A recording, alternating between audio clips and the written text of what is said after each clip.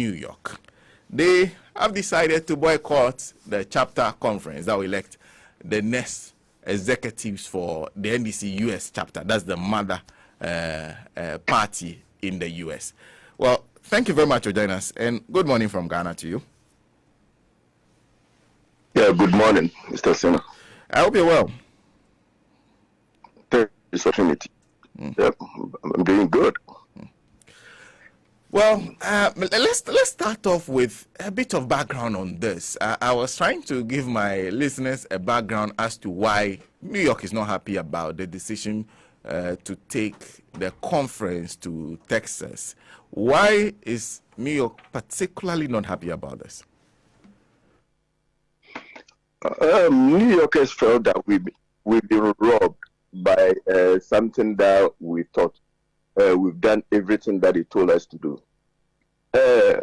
We had an executive, and we had a chapter executive and branch meeting. This meeting was comprised of the chapter executive and also all the branch executives.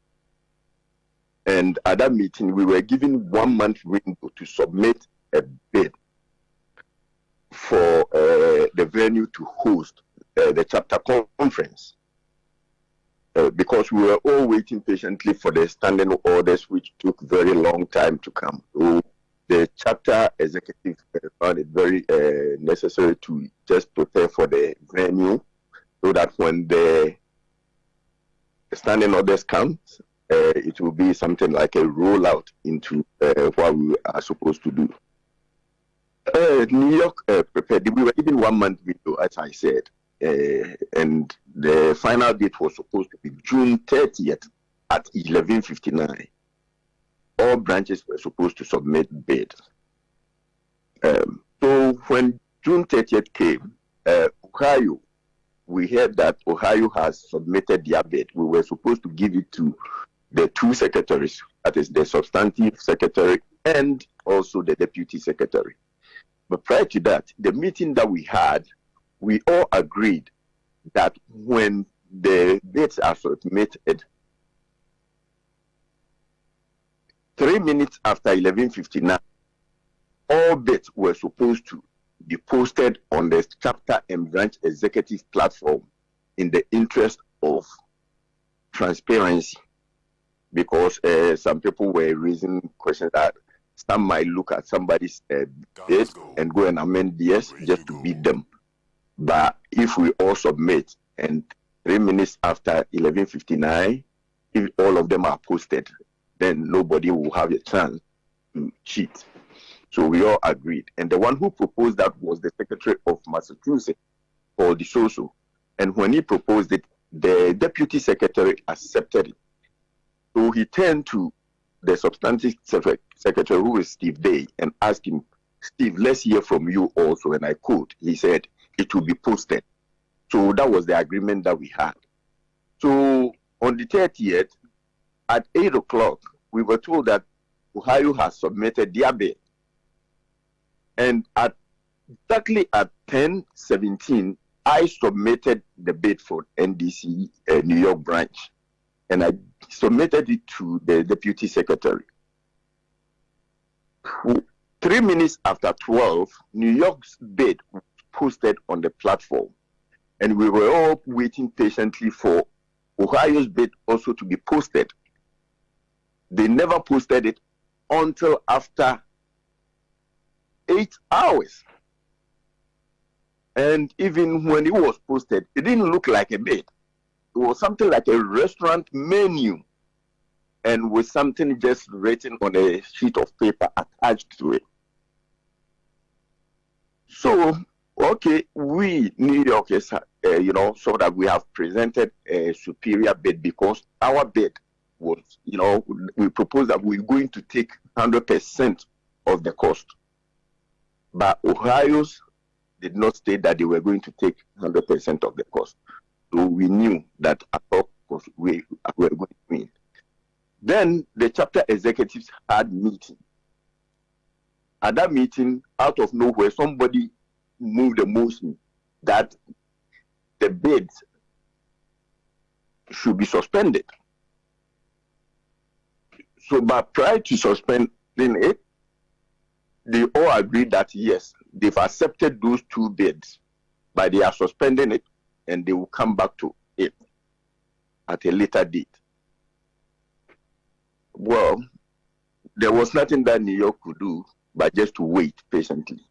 So after a while, I called the secretary and asked about the status.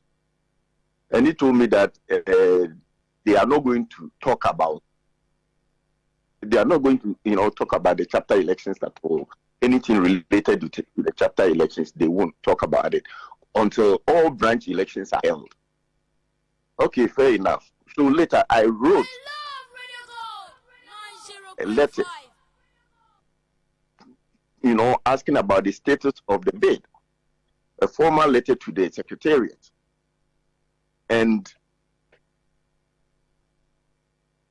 all the secretary told me was that they've accepted, say they've acknowledged receipt of my inquiry with thanks, but the chair lady will consult with other stakeholders and they will inform us accordingly. And that wasn't a formal reply to us. It was just a text that she sent to me. So no problem, we were still waiting. Then later on, we heard some rumors that the venue will be moved to Texas, but we just brushed it off because why will the venue be moved to Texas? Texas that didn't put in any bid. So later on, the chapter executive, we heard that they were going to have a meeting to discuss the venue again. Then when they went, out of nowhere, Texas emerged as the winner of the bid. And the one who proposed Texas was the chairlady. But the chairlady said New York and Ohio, who put in the bid, has been disqualified. And as I speak to you right now, nothing has been sent to me. No letter or nothing explaining why our bid was, thrown away or disqualified. Then, right there, the chairlady proposed Texas to host the conference. Then somebody also proposed that New York to hold the conference. Then they voted. So New York, that they are saying that has been disqualified, now is back into the show, and they voted against New York.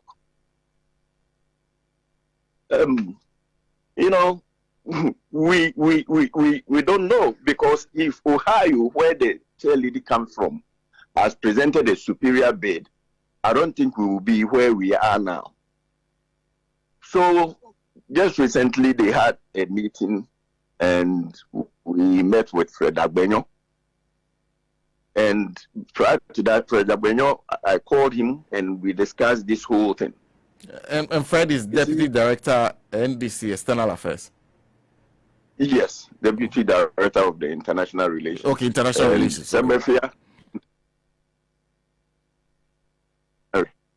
So what they were telling us that, according to Fred Agbenyo, the chapter executives have the sole prerogative right of choosing a venue for us to have the conference. But in the past, these same chapter executives have been using the bidding system to choose many times. Even the last time we went to 4 years when we went to Atlanta, it was through the bidding system. So this time around, what changed? And if they say they have the sole right to choose, that doesn't prohibit them to use the bidding system to also, choose a venue. So we still don't understand why they keep moving the goalposts, they keep giving some excuses. And this conference, New York has never held a conference before. Never. And each time they try to come out with some excuses that this time around they were saying if somebody running for a chairman comes from a branch, then that branch will be disqualified. And this is something that they've never used before, because there was once a time where a chairman from Washington, DC, contested, but somebody from somewhere came, and the venue was in DC, but the one who won wasn't from DC. So they keep throwing in so many things. And when you take a look at the population of New York, our membership, we are almost like 2/3 of the whole USA membership. So there will never be a time where New York will not present a chairman to somebody running for a chairman. So if they're going to stick to that excuse or that logic, that means New York will never host this conference. You see, but this time what we have done is, we are thinking beyond our elections. We are thinking about ROPA. Because this whole year we've met with Mr. Sebefia, who is the Director of International Relations, and he made mention of ROPA, lacking somewhere. So we have worked very hard. We've been to churches, associations, and mosques. And right now, I can tell you that we are ahead of the MPP. If ROPA should be triggered right now. I've sat down, even when Sami Jemfi came here, I had to take him to some of the association. We sat down with them, and they promised us that, look, they have, some association promised us that they have more than 7,000 people. And 80% of them are NDC sympathizers or supporters. Just that these people are not political, they just don't want to join and pay dues as we are doing. But when the time comes, when ROPA is triggered, it promises us that we will have access to that population. So with our preparation, what we were doing was the day that we will have these elections, at the night there will be something like a get together. So we inform these associations that when we do that, we will invite all their membership to attend the night events that we will do. So we needed that exposure. And now all this thing has been shattered.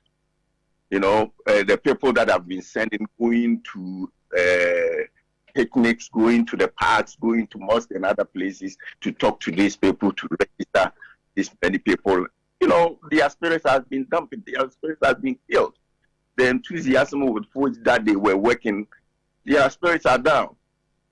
It's that spirit, that's why when all these things happened, we voted. New York, we had a meeting and somebody moved the motion that we shouldn't go to Texas. And about 75% of the people voted that we shouldn't go. So that's why New York is not going at the branch. But have you also thought about the impact this will have on, because you're saying that you are about 2/3 of the total membership of NDC US. Have you thought about the impact to have on the conference if all members of New York don't turn up there? Yeah, because the thing is, sometimes you have to stand for what you believe in.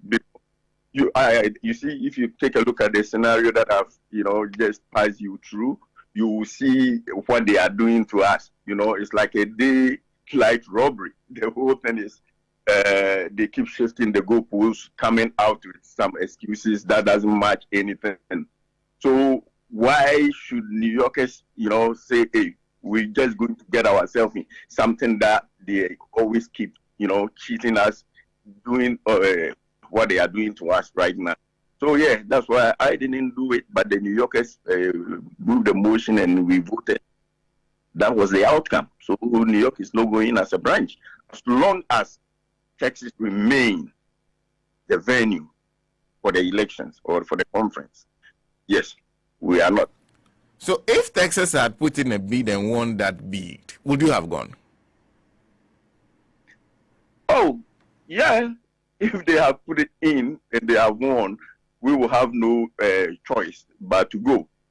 But this is not what happened, because Texas did not put in a bid. And unfortunately for the Texas executives, somebody posted a bid that they had put in on the 15th of September. there's bidding that they didn't put where we were supposed to put, submit our bid in by the end of June 30th. They did not submit any bid. Later on, somebody had called them from the secretariat to put in a bid, and they submitted that bid. So unfortunately for them, that executive made a mistake and posted that bid for us to see that, so something went on that we didn't know. You see? So these are some of the things that they did. Because if they had nullified ours, they should have informed everybody. And if they are reopening it again, then everybody would know, all the branches would know and put in bids. But they didn't. So it was something. So the rumors that we heard that they're going to move it to Texas, it was something that was pre-planned for them to do.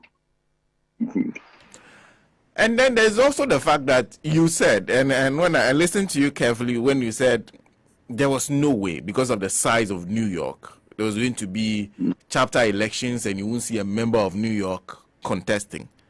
I have spoken to a member of your branch who is also contesting as we speak. So what that means is that are you not also abandoning your members and leaving them to their faith in the midst of a contest that they are entering as members of New York? You see, Sona, what is happening is from New York to Texas, if you should Google how many hours drive, it's 27 hours. But who can sit in a car for 27 hours? That is non-stop to get there without traffic. So you have to take a rest. So they put it at around 36, 37 hours to get there. How can people sit in the car or bus to get there at this time? And also the way the standing orders delayed, people have not prepared to get there.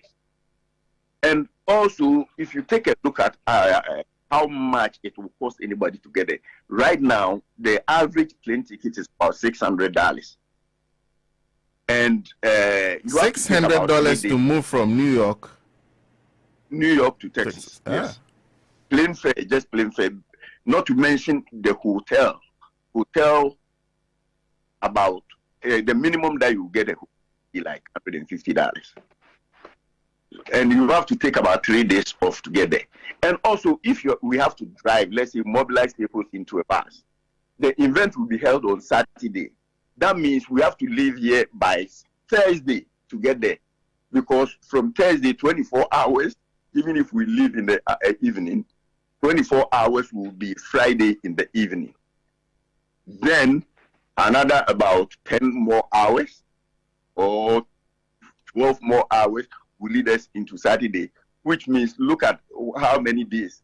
So if anybody is from New York has to attend that, you are talking about the person taking about 1 week off, go for this conference. And who can get 1 week off? How many people can get 1 week off from their work to get there? You see, if we have to go to a place like that, give us more time so that we can work with our, jobs, talk to our bosses to take more days so that we can go. Or give us an advance notice so that people can plan their vacation around that time to get there. You see, but sometimes when you say, they will tell you that, what about people from Texas coming to New York? They will face the same problem. But the question is, how many people are in the membership? Because when you take a look, more than 80% of the membership lives in the north, in the East Coast. Okay. More than 80%. And we are not even insisting that the thing should come to New York. Find some place in between where we will drive not more than 8 hours to get there. And also where most of our members can attend this event. That is not what is happening. And in the midst of all this confusion, there's a clause in the standing order that if there's a confusion or disagreement, then the event should be brought to the capital, which is DC, that is Washington, DC. But in the After all this confusion, Agbenyo came, the deputy director of the International Relations, telling us that, oh, that clause in the standing order means if the chairman refuses to, host, or the chairman refuses to conduct the election, that's where they should move in. But when you read the standing orders, it's clear. It says when there's disagreement or confusion, then the capital of the host country is where this has to be, conducted, the election has, or the conference has to be conducted. But as of now, they are refusing to trigger this same clause that they have put in the standing order. And that is, worrisome. So you seem to, because listening to you, seem not to be happy with even the intervention of Mr. Agbenyo in this matter. No, because Mr. Agbenyo came there telling us that they should just write an apology letter to New York. And that's it. Because he himself is acknowledging the fact that all that he has done, what he did, is not right. And it was wrong. So if it's wrong, why don't you do something which is right? But rather telling them to just write an apology letter to us and everything should be fine with us, not taking into consideration how people are going to get there, how people haven't made any preparation to get there. And as you said, yes, we have some of our members contesting. And what we have realized that they just want to divide New York. And it's sad the way they are trying to do it. They're trying to use some of the Muslims to divide New York, which is very, very sad, because here we live in peace. When it comes to NDC politics, there's no tribal affair at all. What they did was, when we were going to have the branch elections, nobody had planned to, contest me. I wasn't afraid if anybody should. But somebody was saying that in Ohio, some people were saying that if the event doesn't come close to them, they wouldn't attend because New York has registered so many people and New York will win anyway. So why would they have to travel anyway? So when they realized that, they just wanted to prove to their people that they have a lot of people in New York that are supporting the incumbents. So they found somebody to come and contest me. And they were, those people were coming out like rebels. And when you ask them that what is going on, they were saying that I've been abusing people, I've been insulting people, but not even one New Yorker can tell anybody that I have ever insulted anybody. So even at their own meeting, somebody said that they haven't heard me insulting anybody or abusing anybody before. So later on, those people who they used from New York were saying that, it's not me, but when people insult people on our platform, I don't do anything about it. So this was what. So when we also realized that, I told them that, look, whoever is coming to contest me should come, but I'm not even going to contest. I will wrap myself around that person and help that person become the chapter in New York. Then later, the person, they themselves, they withdrew. When they withdrew, some of the people were called by the campaign team from the incumbents, telling them that why did they allow the person to get out, but they should find somebody else. So those who were called to do this, some of them realized that, we thought that we were fighting for a cause because some people were insulting others on the platform, not knowing that there are some people behind it trying to do this. Okay. You see? Okay. Let's speak to Mr. Fred Agbenyo, who is Deputy Director of External Affairs of International Relations, either External Affairs or International Relations of the National Democratic Congress. Mr. Fred Agbenyo joining us on the line. Good morning to you. Good morning, my brother. What is the proper, is it External Affairs or International Relations? International Relations. That's great. Thank you. Thank you for making time to join us. We just spoke to the chairperson of your party, the New York branch. They've indicated that they are not going to be part of the chapter conference in U.S. that's being held at Texas. Specifically, they told me that you are aware of the reason they've decided to pull out. What do you know about this? Well, Sir, thank you very much. And I want to say good morning to your cherished viewers. It is true that the National Democratic Congress have chapters across the country that we have been working with for all these years. The International Relations Department is a body mandated by the party's constitution to see to it that everything goes on well in the diaspora. We come like a liaison between the party and the diaspora, FEC and MEC for that matter, abroad. And so whatever power to exercise, whatever authority we exercise in the discharge of our duties, we take it from FEC, we take it from NEC, and we take it from the party's constitution. I have always maintained that the party is not governed based on people's emotions and sentiments. The party is governed based on a constitution. And to the extent that no provision of the constitution has been breached, I don't think that we should be having any conversation around anything. I reckon that's a human institution. And so when people don't understand, you engage them, you try to explain things to them, and you pray that at least they will see reason with whatever that you are putting across, so that whatever entrenched position they have, they can soften it and allow peace to prevail. For the past 2 weeks, I have been engaging our comrades in the United States of America. In fact, last Friday, I started a meeting with them there from about 12 midnight, Ghana time, to the following morning, 6 a.m. Everybody came, they spoke, and blah, blah, blah, blah, blah. I tried to explain to them.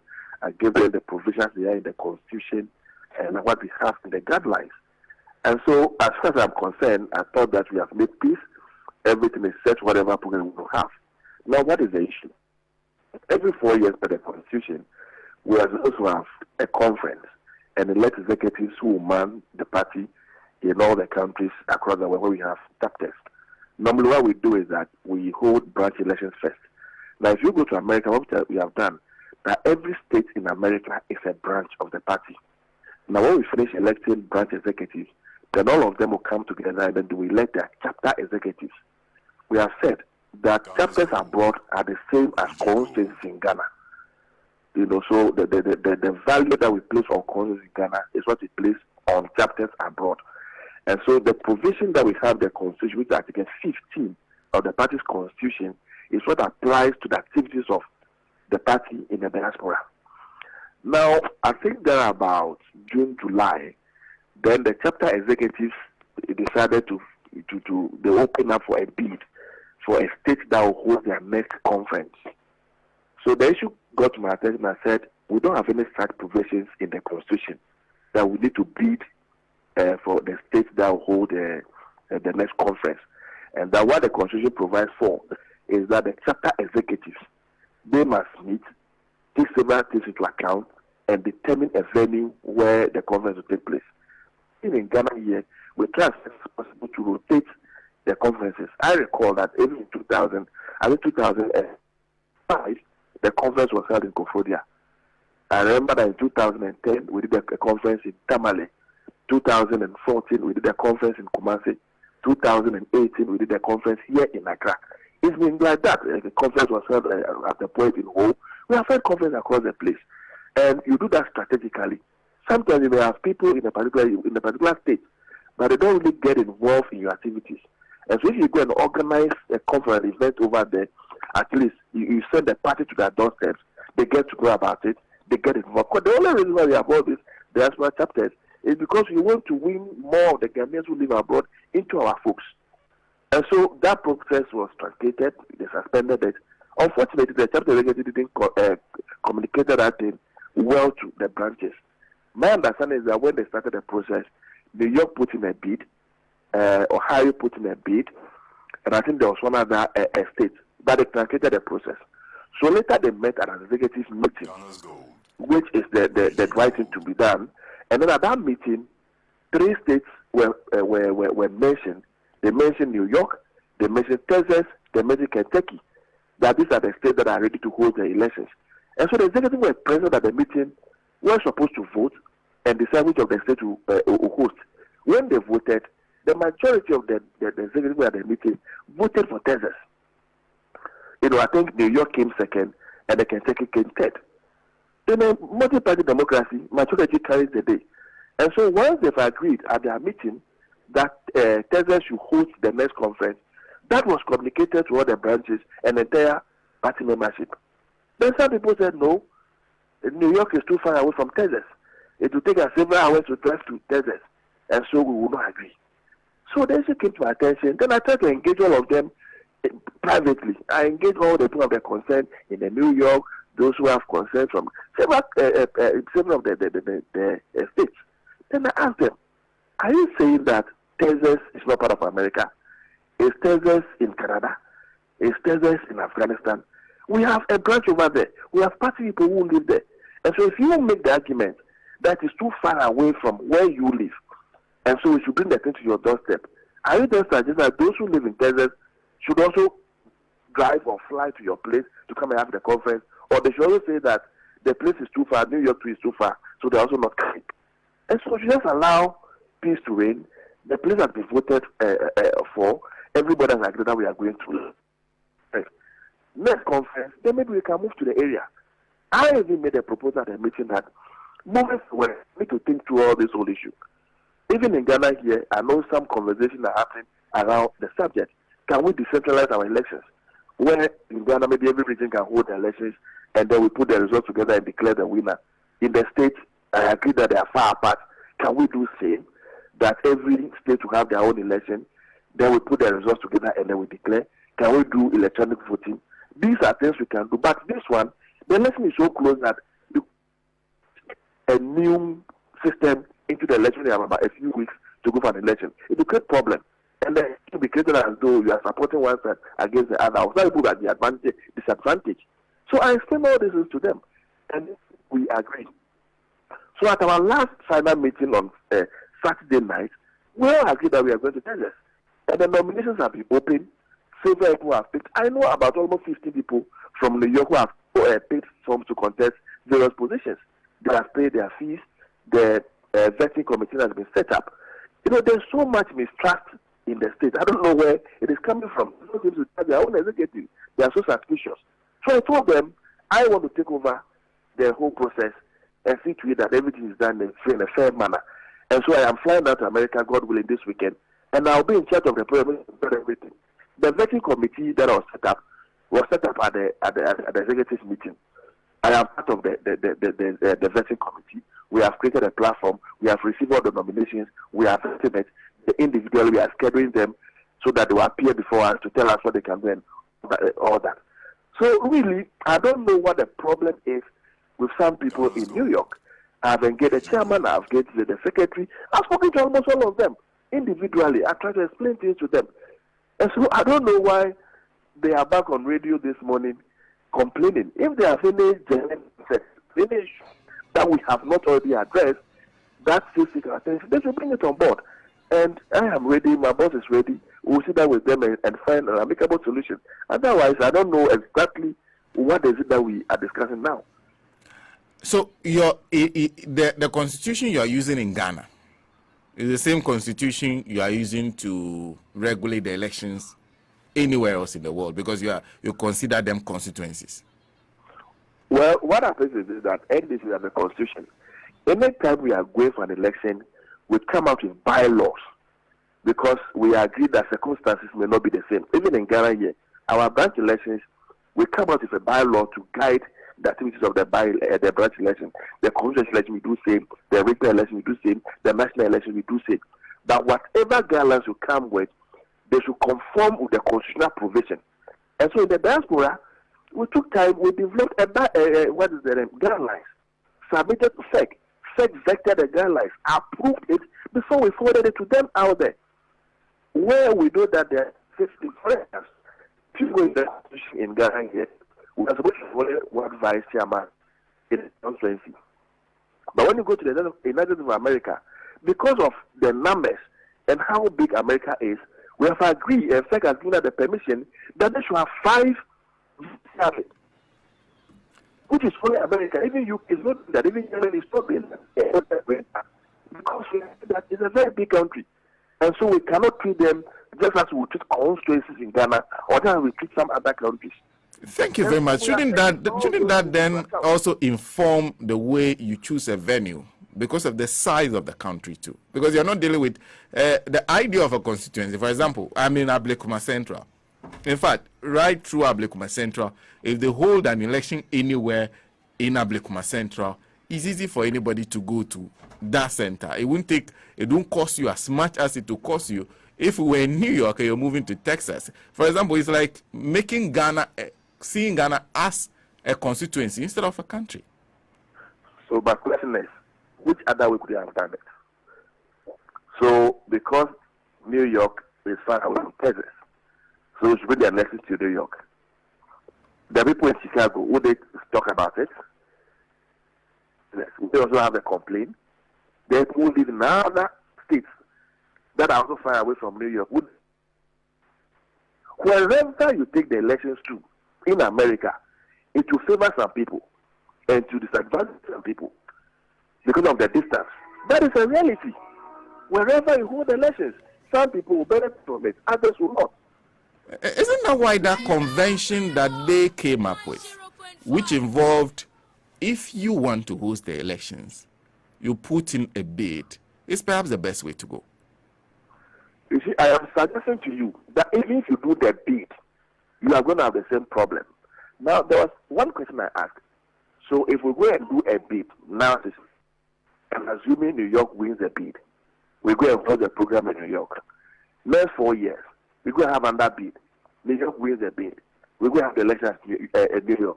Are we going to continue to have the elections in only one state because they can submit the best of the bids? And as I explained to you, the nations that submitted their bid, the states that submitted their bids for the hosting right, their bid was not even, they didn't conclude the process. And nobody was awarded, nobody was given the permission to hold the elections. And so I don't know why New York think that necessarily they would have won the bid. It is possible another state would have won it without them. In that case, are they going to complain? You see, this whole mentality, Accra is Ghana. And so if it is not Accra, it is nowhere else. That is all that it is. That is all that it is. Accra is Ghana. So if it's not happening in Accra, then it must not happen anywhere else. Then we are disadvantaged. The chairperson of the party in the United States lives in Ohio. He's from the Ohio branch. And so if she was seeking her interest, she would have insisted that come and do the program in Ohio so I can advantage of it. She didn't do any of those things. The secretary of the party lives in Chicago. And he lives in Chicago. He didn't say bring the team to Chicago so that I can also gain an advantage. No, and Fred, from listening to the New York branch chairman, this same chairperson was elected at a venue chosen to this same bidding process. They've been doing this for a long time. That she abandoning that process disadvantages everybody. So if you go through the bidding process and you select a venue, everybody knows that, oh, it is New York and Ohio that wants to host. So you prepare on going or not going. But if you're taken by surprise, all of a sudden a process that you've been using for so long, you cancel that process and initiate something new.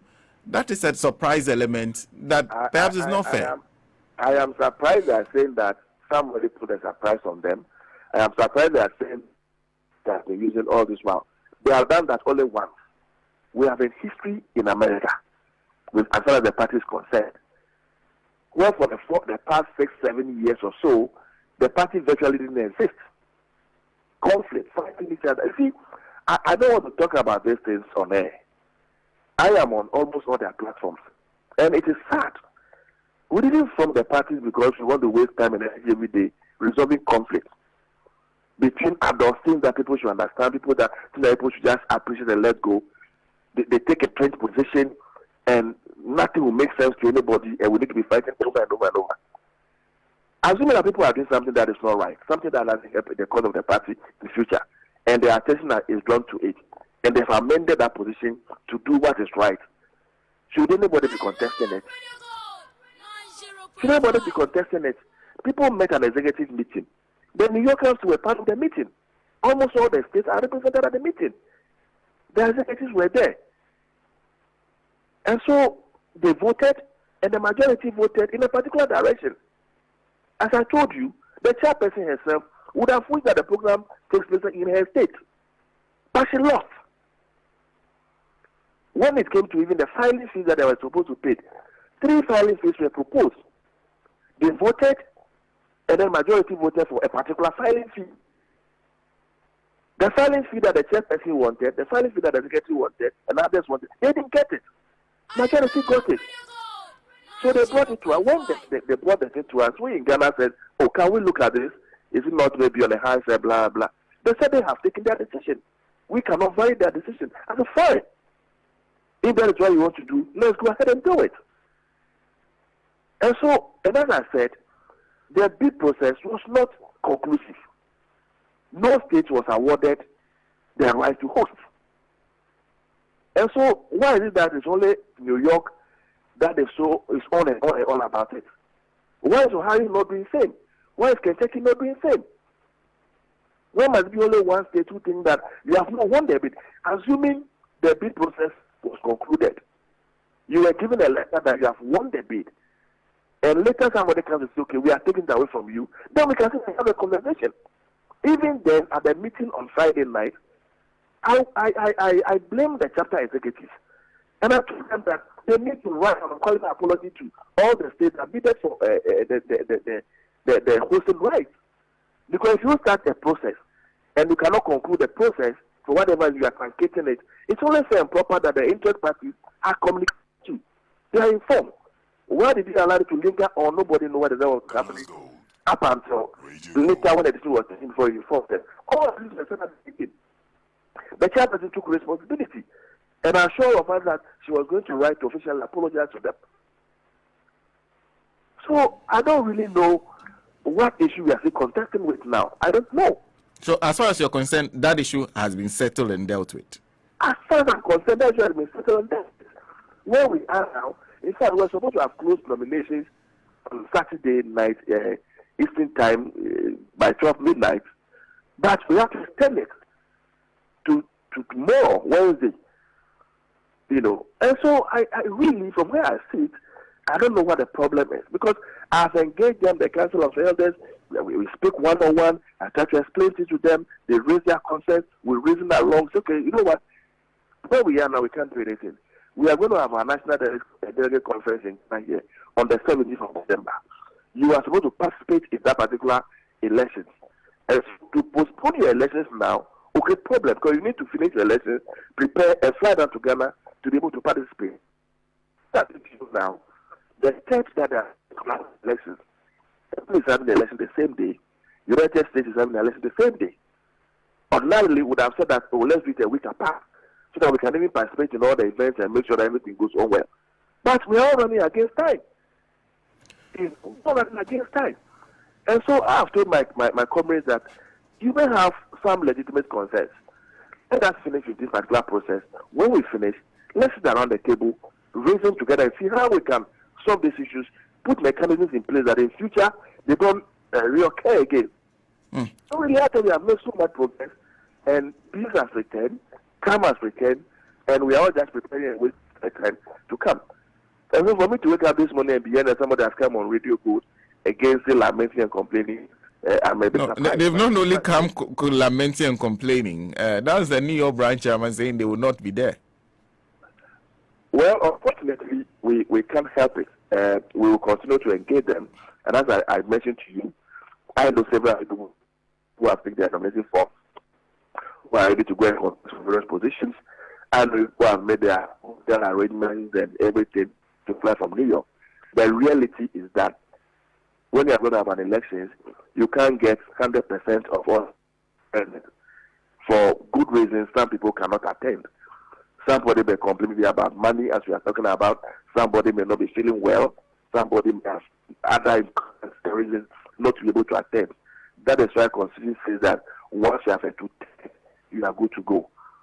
We can have an election in Ghana where we even have a national election, and the whole region may not attend. It doesn't cost anybody anything. And so I will continue to appeal to the New York chairperson. I will talk to him again and get him to reason that whatever if we alter the system as it is now, we will create more problems than all of us can imagine. So assuming we yield to the call they are making so aggressively and say, okay, you know what, we are not going to go to Texas again. Let's bring the elections.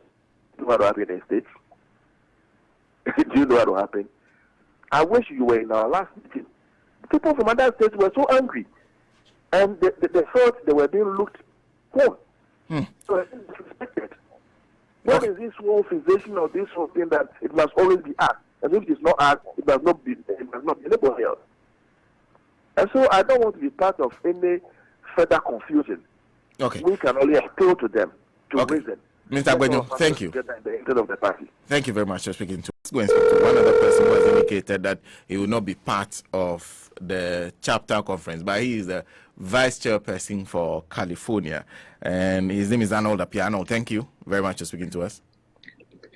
Thank you for having me, Sana, and a very good morning to your church listeners. I had read the write-up you put out, explain the reason you've decided not to be part of that the chapter conference. I'm sure you listened to Mr. Fred Agbenyo, who is Deputy Director of International Relations for your party. Are you convinced now to be part of that conference? No, Sana, and I must say that I am extremely disappointed in the Deputy Director for International Relations. I listened to him carefully, and he made a statement that he was the one that told the chapter executives that the bidding process was unconstitutional. First of all, let me say that is not true. Mr. Fred Agbenyo must also appraise himself with the constitution of the NDC. A bidding process, it's all part of the discretionary process of the chapter executives. The constitution stipulates that the chapter leadership, in consultation with the executives, would decide where the venue or the conference should be held. Now, in the wisdom of the chapter leadership and the executives, they decided that, listen, opening a bid for members to participate would be one of the healthiest way for us to arrive at a venue that everybody will be comfortable with. So we are inviting all branches to come and put in a bid and may the best person win. Which part of this is unconstitutional? Which part of this is unconstitutional? What triggered Fred Agbenyo to believe that this is unconstitutional, and for that matter, it has to be truncated for them to go and use another means? You see, Senna, what Fred Agbenyo narrated is just a story, an economic story that doesn't hold any valid point as long as the NDC is concerned. And clearly, per what he said, I can easily conclude that indeed the perception here in the United States that the Department of International Relations is responsible for the problems that we are going through, it's true. But the perception that they are manipulating everything, it is indeed true. No, but because if the wisdom... Arnold, if you listen to Fred carefully, he also said that he was made aware of this. He spoke to everybody involved. And if you listen to the New York chairman, he admits that Fred spoke to all of them after the decision was made. So why accuse them of manipulation? Let me give you the story, Senna. So I didn't listen to the New York chairman, but to cut a long story short, when the bidding process ended, at the end of the month, it was only New York put in the bid first, and subsequently they said Ohio had put in a bid. We said, okay, that is fine. Now, they went incommunicado, they were not responding, so the New York chapter branch writes several memos to the chapter seeking an update, because organizing such an event, it requires a lot of resources. The chapter was quiet about it. In between that period, Senna, we heard that the chapter leader is looking for another place to host the conference. and they were looking at Chicago. So members got wind of it. In the meeting, they spoke vehemently and they warned that if you choose Chicago, you'll be on your own. So at some point they had to cut off Chicago. And then we got another wind that they are looking at Texas. But even before Texas, they were looking at Minnesota. They were looking for any opportunity that would take the election out of East Coast. It's not necessarily New York, but entire East Coast. So we started discussing this issue about Texas.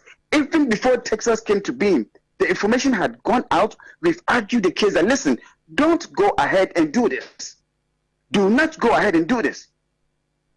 Okay, so it is not a matter of something that you would say that, oh, it came out of nowhere. It's a planned scheme thing to take the thing out of East Coast. And in the words of the, what's the name? The chapter secretary, Steve Day, in your own interview, what did he say? He said, Madame felt, he didn't say according to the guidelines, Madame felt that if the conference is held in New York, it will give an undue advantage to the candidate coming from New York. So that's an insecurity right there. That's an insecurity right there. So I could tell you also that, Senator, if you put 2 and 2 together, the reason why Frederick Benyo had to cancel the bidding process was because of complaints made that, listen, this is a technical error. If you go on that target, you're going to lose the election, and therefore, let's cancel it. That's what it's all about. Because but Fred did not, for what you said, Fred did not cancel the bid. A decision was made. He intervened after there were problems. Senator, I heard Fred say that it was unconstitutional. True or false? The bidding process was unconstitutional. No, true or false? What I heard was him saying that the decision as to where the conference is held is a decision of the chapter executives. Yes, but he also said that it is unconstitutional for them to open a bidding process because it has never been done before. And he cited an example which was not true. He said it was the first time it was done was in the last elections. Is that accurate? No. Even prior, there had been 2 more. So it is not true. First, should get his facts right. And when he comes on air, he has to state it for what it is. It has been the pattern. It has always been the pattern. And it is not unconstitutional. It is right, it is proper, it is constitutional. So for Fred to say that it was unconstitutional, I don't know which part of the Constitution that he was trying to interpret. And Senator, I am telling you that, listen, even before Texas was decided, it was all over the place that these guys are going around looking for a place, and they had centered on Texas. So Texas was coming to the table. So we warned against that. Listen, don't do this. Follow the process that you've started. Give reasons why, even if you don't want to use New York, give us reason. The reason that came from the chapter and here from the chair lady was that if any branch that a candidate is coming from is given the opportunity to host, that particular branch will have an undue advantage, which is palpable for us, unscientific. And even in 2014 or so, one of the branches that hosted lost the election. The person that came from that branch lost the election. So where is the scientific basis here? It's all insecurity. It is all insecurity. So the purpose of switching it, canceling the bid, it is not because it was unconstitutional, but because somebody felt that she will lose an election, and that was the reason why. Let's face the fact. Can I ask you? Yes, let me ask you one question, because there's one question that comes up here. You said that according to the constitution of the NDC, the decision is with the chapter secretary and the executives. Now, if the chapter yes, with the chapter leader, the chapter leader consultation with executives. Okay, so if the chapter leader makes a decision that says let's use a bidding process, and the bidding process starts, and the chapter leader changes her mind and decides to go with another option, has she committed any crime? Senator, she has not committed any crime. But what are the factors? What are the reasons? And remember, our own most general said that he has heard that there are some people who would want to take the conference to places that are, that are not accessible. He is warning them that they should resist from stuff like that, but they should take it at a place where it will be accessible to everybody. The general, in his wisdom, knows the reason why he made that statement. Because of these examples, that people would do things in their homes of their own caprices. Why would you start a process and then you say, oh, I'm abandoning it and I'm going to start another one? So, for example, tomorrow she can choose to say, you know what, I'm fed up with Texas. We're not doing Texas no more. Maybe we are going to Alaska. Is this what we are running, how we run a system? Somebody should explain this to me, how this makes sense. And I'm saying that it is not a matter of the fact that New York feels that they feel entitled. No. They put in a bid, and if you look at what New York presented, it was superior to that of Ohio. And I'm telling you that the argument that have been made forcefully here in the United States, of which Fred, because probably he doesn't live here, so he doesn't know, is that according to the chapter chair lady, if New York hosts it, definitely she's going to lose the election, because according to her, any branch that hosts it will have an undue advantage. Why from this? Why from this? And that has been the whole argument. Now, Senator, let me explain things here. Okay, some of the things that people take for granted. East Coast, or let me put it this way, New York, we call it the Volta region of USA. You know why? Because they have the numbers. And here I'm not trying to play that. I'm being very technical about the pros and cons of the actions that we take. Okay, New York brings the numbers. If you cut New York off, NDC is almost nothing. That's the bottom line. East Coast holds New York anytime. East Coast holds the NDC anytime, any day. Therefore, aside the bidding thing, you would want to bring it to a place where you can have majority of the people, where you can have majority of the people in the interest of the party. Texas, listen, 85% of NDC members are in East Coast and 17 in New York to be specific. You are telling majority of NDC members to drive 27 hours to Texas. So the problem is distance too. It's distance, and it doesn't make sense to say that if you do so, you are disenfranchising majority of NDC members. Look at the party's interest. Party is built on numbers. Okay, and Senator, based on what has happened, like Fred says, yes, the meeting lasted for 4 or 5 hours. Do you know why it lasted so? The disagreement was so strong, and Fred was accused several times. Fred was accused, and it was not true that we came to an agreement. We never came to any agreement. So this issue is still lingering, and I am saying that, listen, if we have plans of winning the 2024 election, if we are concerned about ROPA, we have to think twice about it. Okay. Arnold, look at the general interest of the party. Arnold, we have to leave it there.